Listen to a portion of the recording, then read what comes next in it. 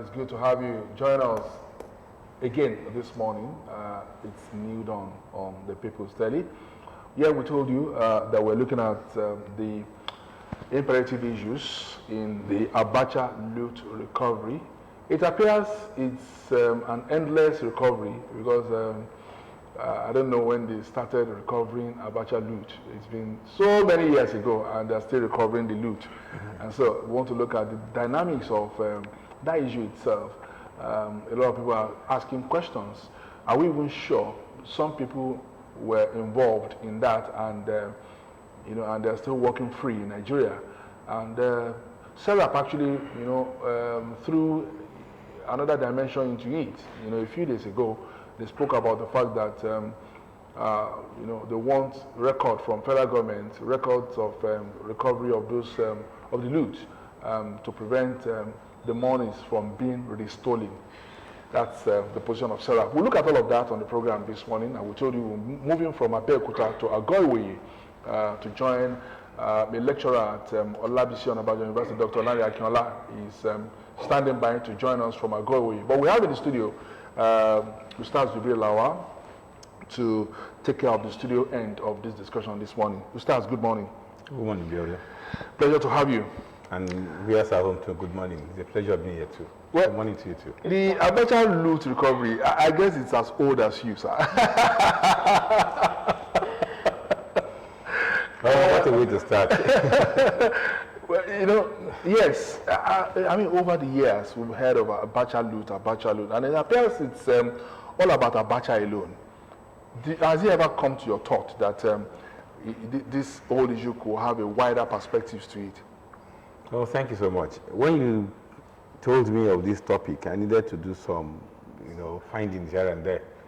So I did some Google search here and there to know. And just like people have been saying, that humorously anyway, that ABACHA is so kind-hearted that even after his death, he still kept on sending money to us in Nigeria because he has been a very good parent, and he realized that he left some people behind, humorously though. But then, when I went through the internet, I realized that the money the man eventually stole is being referred to as a kleptomaniac, and compared to Mobutu Seseko of Zaire, now DR Congo, and this man Suharto of Indonesia, and the kind of money that they stole there, they are the worst thieves that could ever have ruled any state, in the world, and the kind of money that they stole. ABACHA has been estimated to, his worth has been up to between 3 and 5 billion estimatedly, but the US is dollars, yes, and but the US is saying more than that. What is it for us to, because of your question, let me quickly read one or two few things. Let's go down memory lane and see what he has done. His loot is covered, is spread in about 4 countries of the world. He's in UK, Jersey Island in UK, he's in Switzerland, it's in US, and there's that one country again, Liechtenstein, that's the name, and that's a funny country because it's going to amaze you. Just about a country about 380,000 population, It is shocking that ABACHA could put money in such a country, 380,000 people, as population of Liechtenstein. Is a German-speaking, country, so small, and I was shocked when I read it.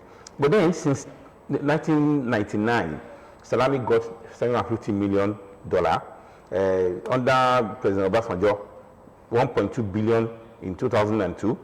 149 million from Jersey Island in 2003, 500 million in 2004 from Switzerland, again $458 million in 2005 from Switzerland. Under Jonathan, $1 billion in 2012, then 380 million in 2015, both from Switzerland, then $227 million in 2014 from Liechtenstein, and then $48 million from the US also in 2014. Under the present administration of PMB, we have $322 million from Switzerland in 2017, $300 million from Jersey Island in 2020. Switzerland tops the list of returnee with $2.6 billion US dollar. But how did you get to this? In 2014, the son of ABACHA was about to be probed and investigated. But the family now said they want a plea bargain. So they now signed an agreement with the Nigerian government that They are going to help Nigeria to, bring out all the funds all over the world so they can be repatriated in Nigeria. That's why we have been having this flow of funds. Yes. And that's in 2014. In 2014, just before President Buhari took over. That was Jonathan. So that's how the money has been. But the US is still saying that the money is still held and they are still looking for it. Like for instance, now the 35 million, whatever they are returning now, to how much is that there's being returned now? 23 million. $23 million. It's really in Jersey Island. And US need to, institute the Forfeiture Act that all the money that has been stolen should be returned back to the US, Department of Justice. But the money actually is in Jersey Island. So the National Crime Agency of UK needed to do all the needful and, now got the money to the UK Home Office, from which is now being transferred to the US. In other words, we still have some of this money that is trapped in some part of the world, which are yet to be discovered. So talking about discovery, you look at, the perspective with which, this money has been taken out of the country, and you almost believe that there must be a consultant that is doing all of this for him, and the countries, like the country you mentioned, that it's not so popular, about 600 and something population, and then you having, so is it possible for the government to actually, dictate a bit of maybe somebody that is in charge of, taking those funds out to be able to gather more information as to where they've not touched at this stage? Thank you. That's a brilliantly incisive question. I want to answer that by going to what Bolaji Akinyemi, our former Foreign Affairs Minister, said. He said about $600 billion been stolen from Nigeria since 1966. And that one thing that has been, consistently noticed across borders in that the foreign countries have been complicit in doing this. But they always want to say that it takes Nigeria to monitor and police their leaders and their funds. But he said that it couldn't have been done by Nigerian leaders if the foreign nationals have not been part of this. So it answers your question that they've been part of this. They've been accomplices in ensuring that this fund is taken out of the country because they use it in developing their own country. Like I said, Liechtenstein is just a country of 380,000 people. And you see, Abacha has gone there to keep our money there. And it shows that they know what they call safe havens all over the world. So somebody outside Nigeria, like you said, if can be used in inverted commas, is acting as consultant, to help Nigerians siphon money. When I was coming for this program, like I told you, I went to the internet, and I realized that even as we speak now, money is still being siphoned out of Nigeria. And they are using medical outreach, NGO, foundations. That is what people are using to siphon money out of Nigeria. So they have the kind of consultancy, or consultants that are, some are institutions, some are individuals that are helping, to push this money out. Another recent, information we got, the oil theft kind of, crisis that we are battling in the country right now. Some are saying that the oil proceeds, the ones taken out of the country illegally, are actually the funds that they keep like that, in foreign countries. When they allow, these people to take out these things, of course, they were saying that it is not in cash that most of this money were taken out of the country. There are majorly probably transactions Nigeria is doing with other international countries. Then they say, okay, you get this quote and I get this quote, so keep mine in so please. Do you see it as something like that? And do you see the oil theft, crisis that the oil industry is actually facing right now as something that could go through that channel as well, apart from the NGOs and foundations that you mentioned? Oh, thank you. That brings us to the how, which I thought we would get to in the program. Now we've got into it. I was always saying that Nigerians should be worried about how is it possible for somebody to steal this humongous sum of money out of Nigeria? I mean, in what container has it been taken out of Nigeria? So it brought us to how. The how is a simple one. One is the oil theft you've spoken about. When Nigerian sells oil, there are a lot of, like the VP, Oshibajo, told us that presently, quite a huge amount of oil is just stolen from Nigeria. So those kind of oil, when they are loaded onto the barrels, they are taken out of Nigeria. So the money is paid into these countries. And like you have said, which is right also, when they pay, the countries to take their cut. But like you said, if money is stolen from Nigeria, let's say 500 million, he said 250 million US dollar will be given to the country that is assisting and aiding the stealing, and the 250 goes to the person that has stolen. That is one. Then two, you see that quite a number of projects going on in Nigeria, most of all this infrastructure, etc., have been given to foreign nationals, foreign construction companies. You need to start asking why it is happening like that. It is because some of this money are being paid in foreign currency. So when they are paid, they help them to siphon this money out of Nigeria, because these companies have money, they have opportunity to repatriate money back home. So when they want to do it, they help them to repatriate this fund back to their home. So when they get to their home country, they now take their own portion, and the other portion is given to the person, the beneficiary, who is helping to facilitate that thing. That is why you see that quite a number of projects in Nigeria will go to foreign companies, because they help as what? As conduit pipe for money that is stolen in Nigeria to be taken. And that is so it's not much of the expertise that these companies actually display. It's not much of the expertise. It's also that they help them to siphon this one. And quite a number of them knows that this happens. So which means that, that just like you said, that is still in existence, because a whole lot of projects are still being executed by foreign companies. It is still in existence. At federal government level, even at state government level. It is still in existence. And that's why after Abacha, we read that quite a number of projects in Nigeria have foreign funds. In fact, when you say FCC is investigating, you realize that part of the money they are investigating will be what? In foreign currency. There is only, for instance, quite a number of the wealth of the things that has been stolen are in foreign currency. It's still happening. And if you continue with the system and the pattern of things in Nigeria, it will continue. Okay, now let's quickly switch to Agoiwoye and get the views of Dr. Lanre Akinola. Dr. Akinola, good morning. Morning, Biodun. Morning, Moji. Good morning. This is Simia. This is not Moji. Okay, doctor. Now, you have listened to Ustaz. You have listened to his submission on this issue, and especially the issue of international conspiracy in all of these.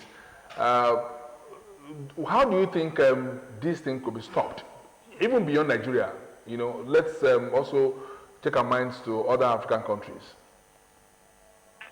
Yeah, first and foremost, let me sincerely appreciate Mr. Mustafa Foundation. Anytime we want to discuss an issue, it's always very, very good to know the background to that issue, and he has painted a very, very good background. While listening to him, I was going to ask the question that your co-anchor asked, which was absolutely adequately answered, that this amount of money, also with the level of Abacha's education, in quotes, Abacha couldn't have stolen all this money by himself. He couldn't have stashed all this money in these various accounts across the world by himself. There would be some other conspirators, some people who are complicit locally and internationally. And I think we've not done the needful as much as possible. Even Sarah, that is asking federal government to show them the agreement with whatever, who would expect that Sarah would have actually, go and find out who are the people who had helped Abacha, and who are they? I mean, they couldn't have done this with Abacha without also helping themselves. That's what we're also not looking at. The way I'm looking at it, I'm sorry, Abacha does not appear to me, then to be someone highly educated and sophisticated. Probably as a military person, he wants to steal the money, but he needs somebody to guide him where to stash that money. And my thinking is that the person who helped him to stash all this money somewhere would have also helped himself with some millions. Okay? So why are we not looking at that? Maybe that's another story for another day. Again, he also mentioned what Bolaji Akeyemi, highly respected person, said about international conspiracy. But one of the finest moments I enjoyed on TV interview was, okay, as the guest of Art Talk on this BBC whatever, and the way he dealt with the issue of corruption that was put at her when she was in government. And she said, yes, we know that we have a problem of corruption. But again, he was telling the guy who was answering that you also need to help us tell your country, yeah, to also help us not to be an helping hand to people who are stealing our money. You understand what I'm saying? Yes. Now, he said in a situation where crude oil are stolen from Nigeria, but they are stolen to European and American countries, and that the Nigerian proverb says that the person who steals the palm oil is not even really the thief, but the person who accepts the stolen good. So in all this, and you can look at the number of years this money has been in those economies, right? That money will have been used to grow that economy. It's the same thing with Britain just returning stolen artifacts.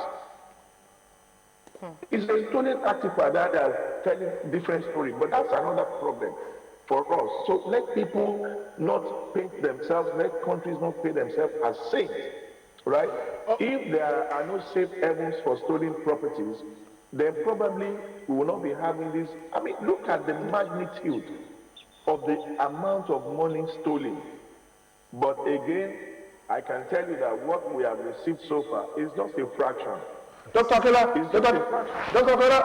now, do you think the United Nations and other international organizations should be also, blamed in this? They seem to have looked away from this crime because it appears it's an international crime, network. And the United Nations, I don't think they've said anything about it. Even the African Union and other, big international bodies. Let us deceive ourselves. International conspiracy, whatever, will continue. Why not? If somebody wants to come and steal American dollars and come and put it into Nigeria economy, Nigeria should also use for about 20 years and then start to stagger the refund. And don't also forget that Nigeria and Sarah should be asking for interest. We should be asking for interest. This money was in your own economy, right? And you know it was stolen. But again, I mean, because Sarah, I read the letter Sarah wrote, they were also interested in the consultant. For crying out loud, don't let us mess up so many things. If you have ever worked in a bank, when they talk about bad debt, some people or companies can today don't let us do something. We can help you to recover these funds that you call bad debts. Okay? How we are going to do it, you leave it. But the thing is that if we recover this bad debt for you, we'll take about 10 or 15%, right? This is a debt that you have written off. You have written it off. But somebody is now saying, okay, you know something, I can help you recover it. And if I recover it, I'm not asking you for any charges. I'm asking you to give me certain percentage of that money that I'm going to recover. Now, when they start recovering the money now, some people now still and they'll be saying, oh, those consultants, what they do, they are collecting this. I mean, for crying out loud, please. Okay, Dr. Afama, do you think, shaming the international communities, for example, you mentioned the artifact being stolen, and of course, they refer to it as repatriated. There's a way they manage to reduce, to euphemize, when somebody has stolen something. Do you think shaming, these countries that actually allowed this to happen will change the face of stolen funds from different parts of the world to another part of the world? Do you think that would help us, especially Nigeria at this stage? For example, the United States has been calling them, oh, you've stolen from Nigerians, and all the while you refuse to say anything about it. And you keep blaming Nigerians and calling us corrupt people and all that. Yeah, you see, let's be frank with ourselves. My divine privilege, I've been able to be to one or two countries, right? And I also monitor the news very, very closely, both local and international. If you sit down and watch the way this foreign media present Africa, okay? If you see the news stories they like to cover about Nigeria, Africa, they choose to cover those stories that has to do with fraud, immorality, and all this stuff. But I don't blame it on you guys who are Nigerian journalists. What and where is our sense of pride and nationalism? When the Western countries, America, do all these negative things, we keep quiet. At times we even use their narrative, okay? Someone is returning stolen artifacts and is calling whatever name. You guys are online as we are talking now. We should call it what it is. They stole our properties and they are returning it. Do you know how much they have made from those artifacts in the libraries or the museum? What do you call where they keep? Yeah, the museum. The question we are asking is, how much are they paying back? People are talking about repatriation. People are talking about compensation. Let's call these guys, and so when people talk about corruption and they make it look as if it's an African thing, it's a lie. I was listening to something, COVID-19, America and the Western world took loan from IMF and World Bank at 0 interest. 0 interest. Developing countries, if you are taking the loan, you pay about 9-10% thereabouts. And you are asking that they are not developed. How can they develop? But again, why will I blame them? So let us deceive ourselves. No country is willing and ever going to help you. You have to help yourself. One thing we would also like to ask, when Mr. President got to power, and of course in the UK, and of course you heard when he was being referred to as, Nigeria being referred to as a fantastically corrupt country, and of course Mr. President was also swift to respond to say that, well, it is true that we are fantastically corrupt, but of course those funds are kept in your country. Do you think that kind of reaction is what is giving them another look into how they can repatriate most of those funds back into the country just because they were caught out by the president at that time? That is the kind of thing that just not the leadership should be saying. Even those of us who are followership should be saying the same thing. All right? Let me tell you, again, people, even my colleagues, will go to international platforms to deliver paper, and they will be presenting papers that maligns this nation. Oh, Nigeria is this, is that, is this, and then they go over there to go and say it. So when you are painting yourself bad in the face of a visitor, what then do you expect the visitor to say? When Mr. President said, yes, we know we have corruption problem, but you are the headquarter of corruption. America, as far as I'm concerned, and Britain, they are the headquarter of corruption. You see the cases that Boris Johnson is facing in the US. It's not different from what Nigerian leaders do, okay? But what is the Nigerian media saying? When they drop, Nigeria is the headquarter of poverty, we help them to vent it. We don't even question the basis upon which those things were reached. You understand? And that's where I have problem. We have our own problem. Everybody has his own problem. But let the person who steals 1 naira, don't call the person who steals 10 naira a thief. They are both thieves. They belong to the same family. Okay, Dr. Akala, we'd like you to hold on. We'll come back to you in Agoiwoye. Ustaz, he's asking that, he's saying that Nigeria should actually ask for interest, on this money. Should we not just be satisfied with the recovery, the repatriation of the monies, or we should ask for both? The money coming back, and then we also ask for interest. Well, thank you. Let me first appreciate the dimension Dr. Akela has taken this discussion, towards, and I think I'm happy about it, and it's making the whole thing exciting. And people that are watching at home will realize that okay, there is a need for us to start discussing this, because quite a number of new things are coming up, and I'm sure that perhaps even when you wanted to discuss this, you never thought some of these will come up. Yes. I'll be honest with you on this, and I love the way he has pushed the argument. When he was talking, three things were on my mind. Number one, when we're talking about Abacha, why is Abacha the issue suddenly? Because he's late. It has been like that up till now.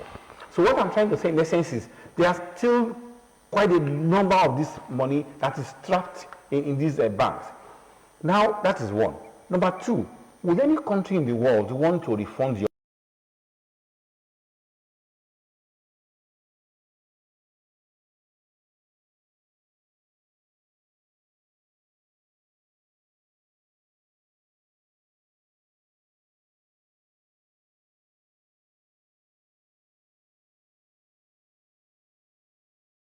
money to you?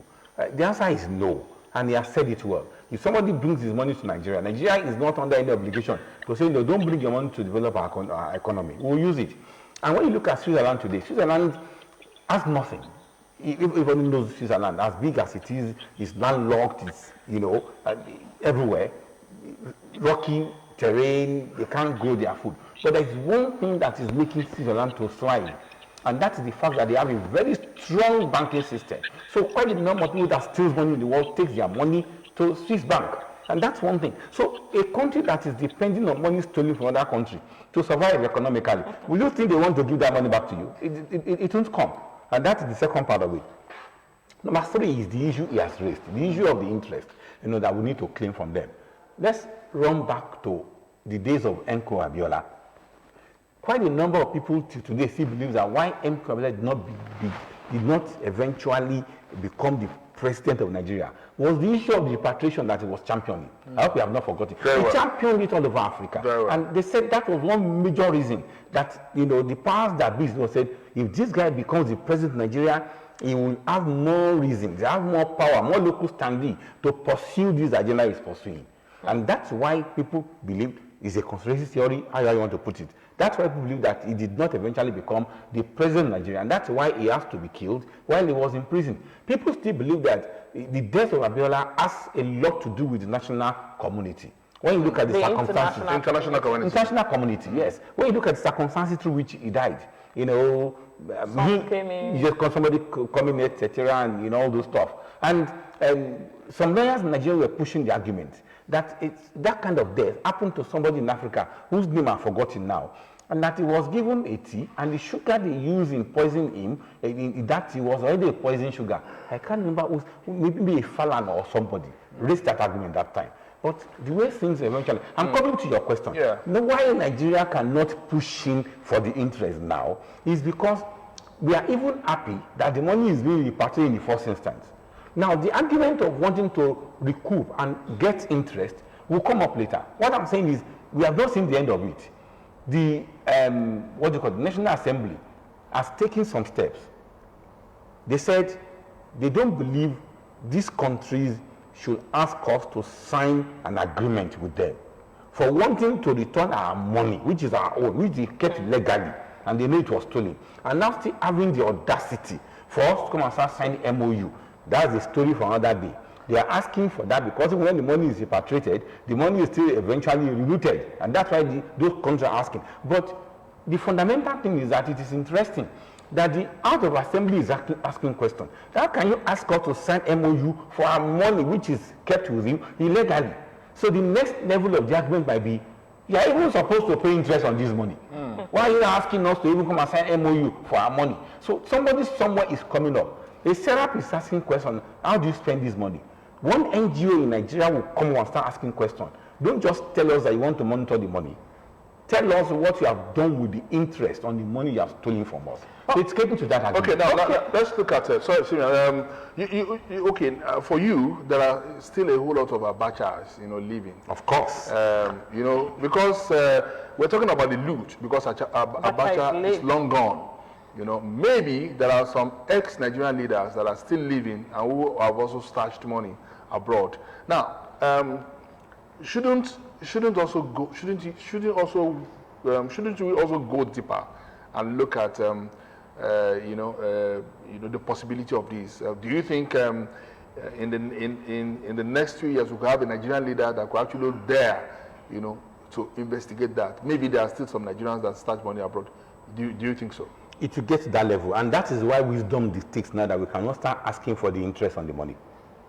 Now the world is playing along our line, they are returning our fund. But they are very much aware that what they have in their coffer is almost times 3 of what Abacha is having. I don't know you are getting it. There are still other Nigerians whose money are still kept in these foreign banks. So if you start pushing for interest now, the wisdom is don't push for interest. So when we get to that level of under narrative of wanting to secure these are funds, we could get it. I am thinking Nigerians should be thinking about to repatriate a lot of these funds. Talking about repatriating a lot of these funds, some Nigerians would still say that we have actually not changed. So why do you want them to change in their own way of doing things? We still have, stories of people laundering money into their countries, and of course, we still have stories of mismanagement of public funds in the same country. And then you're still having all sorts of issues based on transparency of the different government that have been in place. So why suddenly do you want them to change when you have not changed? You keep bringing the money to them. So what exactly do we do here? It's a moral question. And I say moral because the fact that I am spending my money the way I wanted is not a reason for you to keep my money illegally. That answer is a moral thing. International community don't have any justification using that argument to keep our fund illegally. However, beautiful thing is that they want to start ensuring that money is judiciously spent. And what are they doing? Or let me say, why are they doing that in the first instance? When you look at the 750 million from Abdulsalam Abubakar, we cannot trace how it is spent in the Nigerian economy or in our system. When you look at all the quantum of money that was repatriated under General Obasanjo, President Olusegun Obasanjo, the $2 billion total fund under his government was $2 billion US. We have not seen how it is spent. Under GEJ, about $1.2 billion US. We have not seen it spent. But to worsen it, two things made them to start thinking differently. The money that was paid to Nigeria under the first tranche that came to Nigeria under President Buhari, what happened? There was this news that about $100 million was being paid to Bagudu, a governor in Nigeria, for the help, for his effort in helping to get that fund back. Though the federal government denied that money. But the international community is saying that you have denied it. We have not seen how that money is spent. The government now said they are using that money for social intervention program, SIPs, that they are doing. And Nigeria says, no, this is another way of looting this money back. So national government said, look, if that is how it's going to be, we need to bring up an MOU. And when they are doing that MOU, they brought in the third party. I am going to say, yes, as good as the third party is, World Bank, to monitor how the money is spent in Nigeria. I am thinking a Nigerian system, institution, should also be brought in. Maybe a SERA or other organization should be brought in to ensure that we look at how the money is spent in Nigeria, not just the World Bank, because the World Bank eventually is equally a beneficiary of the loot. I don't know that you are getting it. Beneficiary. So I agree with the fact that we should have the MOU they are giving to us to monitor how it is being spent. The World Bank is a good one. They should identify other organizations in Nigeria that are transparently related, that are under the transparency and accountability system, for them to also be involved in ensuring that we monitor how that money is spent. And also, we should equally start interrogating our House of Assembly, bringing out regulations, because the money involved now is so huge that there should not be a regulation, there should be a law that specify how the repatriation money is eventually appropriated. Because no money should be spent without the House of Assembly appropriating the money. Some have actually suggested that the reason corruption is on the increase in the day-to-day activities of Nigeria is because the government of the country or the leaders in the country, they have not or they have refused to institute capital punishment because we want to stop this kind of looting. And how do you do that? Do you think that argument of putting capital punishment in place for political office holders that are supposed to to keep the resources of the country, instead of that they prefer to take it out of the country, starving the Nigerian people of the dividends of democracy we're practicing? I doubt if that will see the light of the day, but let's assume it will eventually see the light of the day. Who among our leaders will be spared? I'm sorry. Who among our leaders will be spared? That's a big question. Because I don't see which of them does not have a foreign account. And I don't see which of them does not have a humongous money in their foreign account. Okay, let's take that question to Agowe. Okay. As we are closing gradually. Dr. Akela, you listen to Stars and Simiat. Simiat says some people are suggesting capital punishment for offenders of international transfers of Nigerian money, illegal transfers. And Stars has actually said that who among our leaders will actually be spared. What do you think about this? Do you think we are in a very hopeless, helpless situation?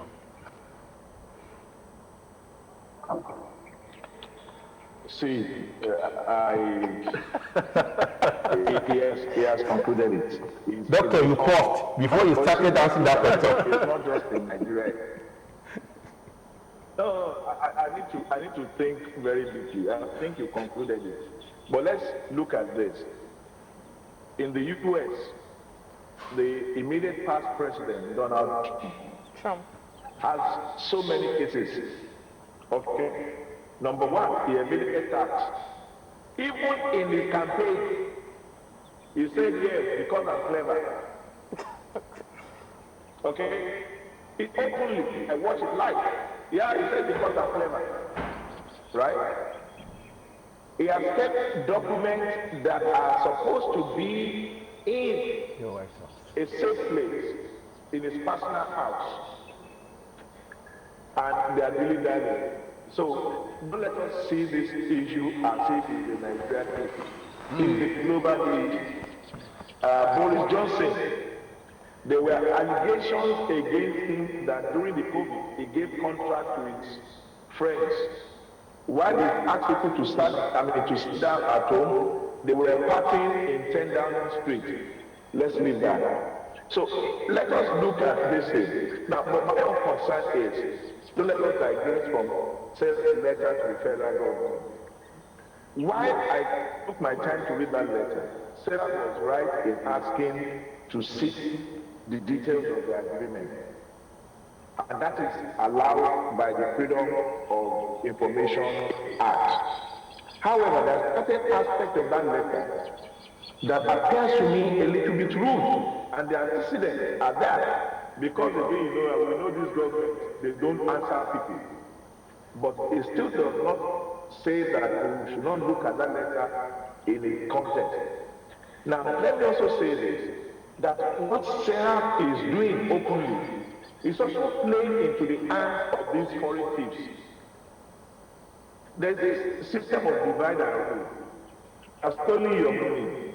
Now we want to divert you looking at us as thieves. So that must cause division in your own country.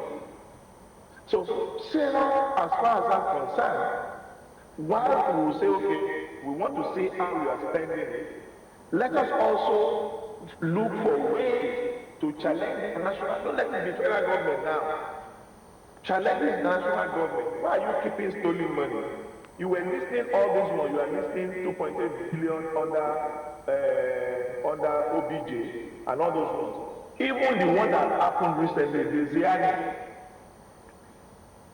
several billions. I'm sure that by the time they start repatriating that, Nigeria will look, they simply open door to central bank and they were moving money to the central bank to do, they never did anything from NNPC paid to the federation account. They were just moving. Now, where is the ZID? This country has refused to repatriate the ZID and our funds. After using that money for about 20 or 30 years, then they will now start the gradual transfer. So what they are transferring to us now, actually, you can see it as the interest that are accrued to it. They are using this money now to fund their own economy. By the time they finish, they will now calculate the interest and now start sending you the interest. So Nigerians should start looking at that. Okay, but let's look at this. I watched the Attorney General Malawi when he was addressing this issue, and he mentioned 3 projects that this newly released money will be spent on. The second Niger Bridge, the Lagos-Ibadan Express Road, and one road in the north. Now, when you carefully look at this project, they are projects that cover 3 major ethnic groups in Nigeria to show some level of balance. And they are projects that has national relevance. National relevance. The only thing we need to do is to find out whether that money is actually committed to that. Don't also forget that the international community said the poverty level in Nigeria is low. Now, federal government came into it and said we are going to reduce also number of people in poverty. Even up to now, you know that America just gave about $10,000 as a relief to students who have debts of education loan. So this social intervention is always there. And Nigeria did by giving, but again, how they spend it, we need to know, really agree that we need to know.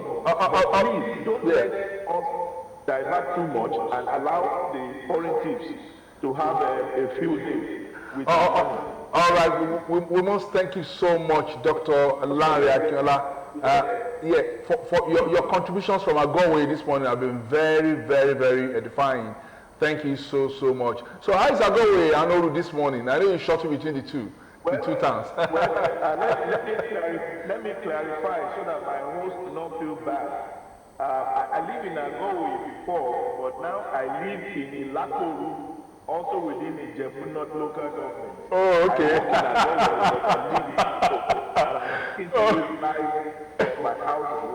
Okay, great. We must thank you so much, Dr. Larry Akinola. Thank you for your time on the program. Ustaz, your closing remarks. Trust issues. I think they're also there. Trust issues, and that's between federal government and SERAP and all that. But as we close, how do you think we can actually resolve these, going forward as a nation? I think he has opened another level of discussion that I was not thinking about before, I have to be honest. When I saw that. As government send it to them so they can I tell you, take care of their problems. Ministers, I must thank you so much for coming to this program. And of course, Dr. Larry Akinola from Agowe Oru, Ilaporu. He's a lecturer at Olabisi Namanja University. He's a proud Nigerian. I'm going to like him. Yes. Okay, we thank you so much to Dr. Larry Akinola. We'll take this break. When we come back, we'll be talking about security in Ogun State, efforts of the state government in the last 3 years to ensure that security is top-notch. Stay with us. Don't go anywhere.